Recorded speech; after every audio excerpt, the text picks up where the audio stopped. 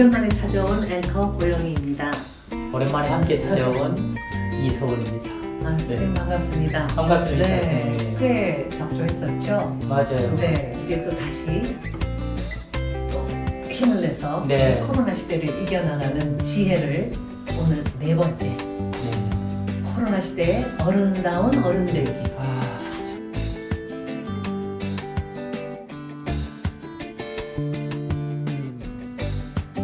어른 노릇처럼 어려운 게 없는데 네.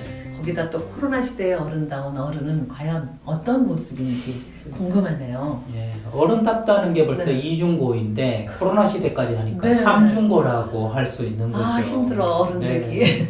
그러니까 선생님 최근에 우리가 오랜만에 뵙게 된 게 네. 선생님 다리에 또 코로나가 왔잖아요. 그렇죠. 네.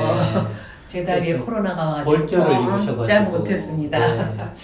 그때 정말 아이면 계속 때를 쓰고 아프다 그러고 있는 그대로 드러내면 될 텐데 네.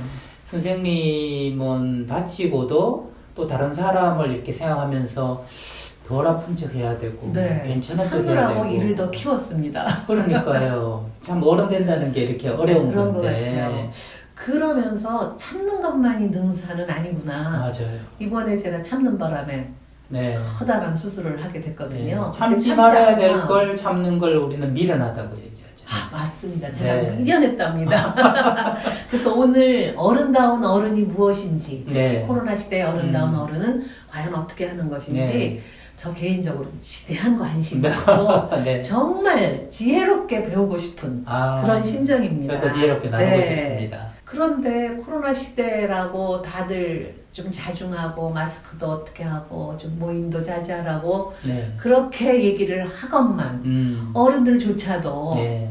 그래서 이 코로나 시대에 확진된 사람들이 네.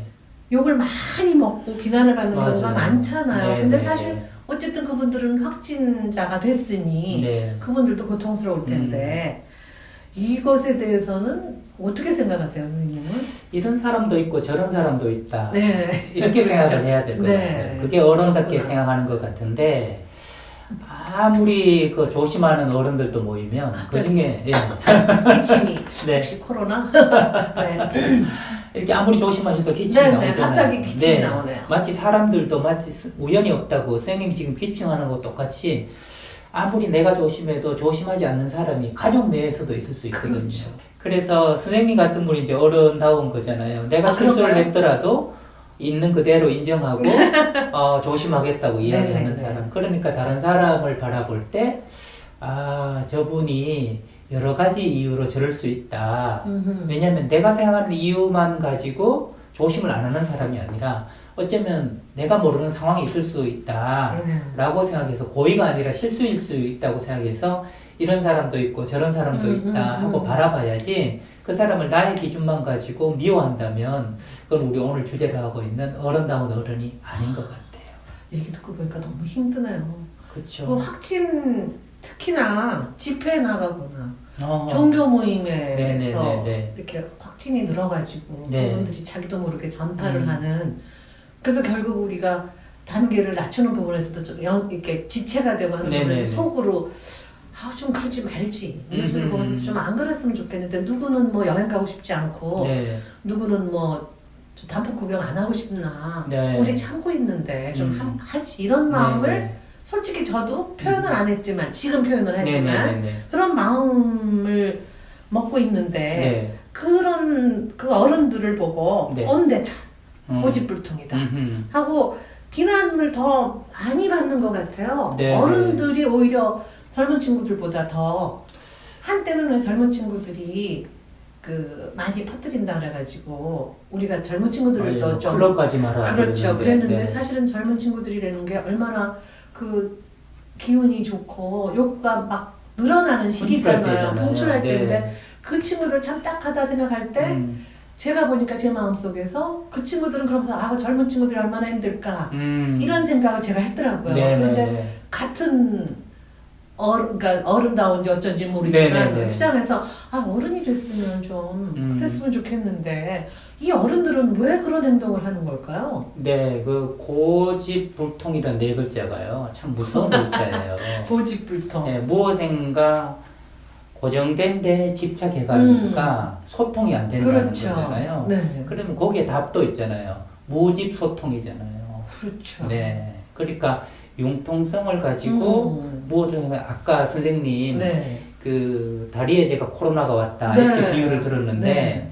그때 선생님 너무 참다가 병이 왔다고 맞습니다. 그래서 제가 열흘이 넘게 참아가지고 네, 더 참지 문제를 일으켰어요. 말아야 될 걸 참는 걸 맞습니다. 우리가 미련하다고 그러잖아요. 자칫 우리가 미련해질 수 있는데 네. 미련해지는 이유가 고집에 있거든요. 아, 고집. 저도 고집이었군요. 네, 네. 그게.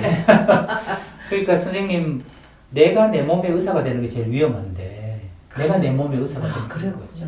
네. 이건 내가 알아. 내가 겪어봐서 네. 지나면 괜찮아질 거야 그럴 줄 하고 알았어요. 생각하니까 바로 코로나 시대에 고집은 내가 코로나의 주치가 되는 게 가장 미련한 것이라고 할 수 있는 거죠. 아우 저는 그 말이 정말 그 말씀이 네. 크게 와닿네요.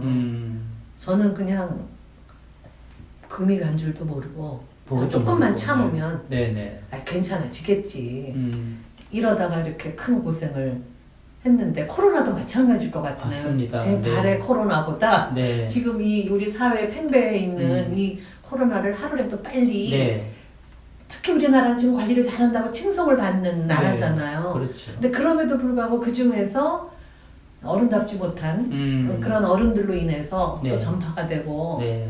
저희도 들어오면서 QR카드도 다 체크하고 온도도 체크하고 그렇게 하잖아요. 드나들면서 그런 것들도 좀 잘 지켜야 되는데 그렇다면 코로나 시대에 제대로 된 어른, 제대로 된 어른, 네. 지혜로운 어른 이런 분들의 조건은 뭐라고 얘기할 수 있을까요? 제가 예전에 다른 교수님 연구실에 갔더니 한자로 유수 불쟁투 뭐 이런 말이 있어요. 유수? 불쟁투. 그래, 유수 불쟁투. 흐르는 물은 다투지 않는다. 아, 유수 흐르는 네. 물은 불쟁투. 예, 다투지 않는다. 그 뜻을 그러네. 한번 생각해 봤어요. 그랬더니 어르신이 앞서가는 물이에요. 그렇구나. 예, 세월에 있어서 뒤에 오는 물들이 우리 후세대들이라는 거죠. 젊은 사람, 중장년층이라는 거죠. 그 물이 다투지 않으려면 이 어르신들이 앞서간 물이 여러 경로를 따라 흘러갔을 거 아니에요. 그렇죠. 근데 바위를 네. 거치고 가지 같은 데를 지나가고 네. 그럴 때 어떻게 하는지 알고 있죠. 바로 그것이 옛날의 어른들이 지혜롭다는 이유예요. 근데 옛날과 지금의 환경이 어떻게 달라졌냐면 옛날은 평생을 같은 줄기를 흘러가요. 급변하지 않는다는 거죠. 농경사회에서.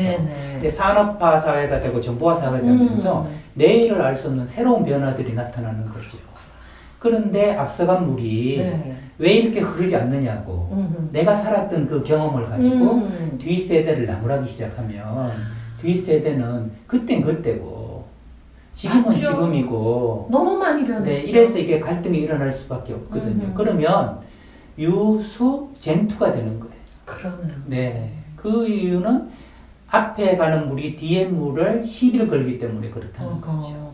그래서 미련해진다는 것은 모든 상황이 바뀌면 이 물의 흐름도 바뀐다는 것을 보지 않고 내가 흘렀던 이 환경에 따라서 흘렀던 물 그것에 고착돼서 고집하면서 뒷세대와 소통하지 않으려는 거죠.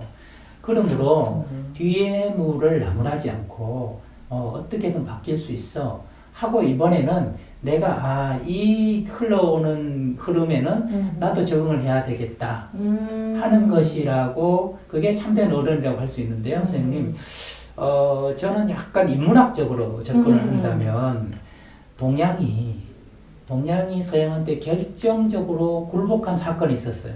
그것이 뭐냐면 동양을 대표하는 게 중국이었거든요.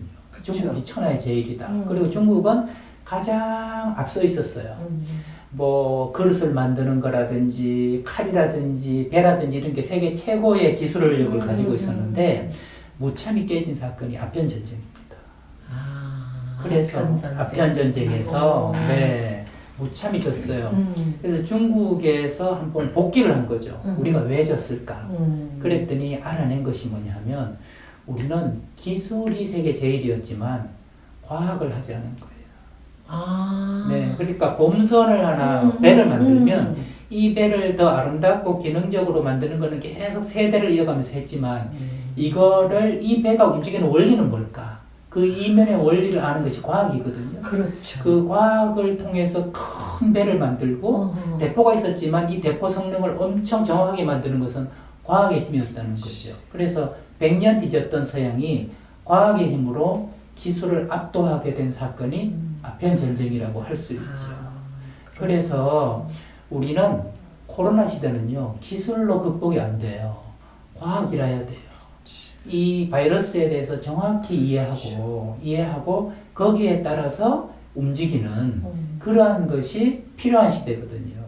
그런데 옛날에 어떤 홍역을 앓거나 뭐 이랬던 경험을 가지고 이것을 대하려고 그러고 괜찮아, 조심하면 돼 하면서 집회도 나가고 어디도 나가고 하면서 계속 고집을 부리는 것.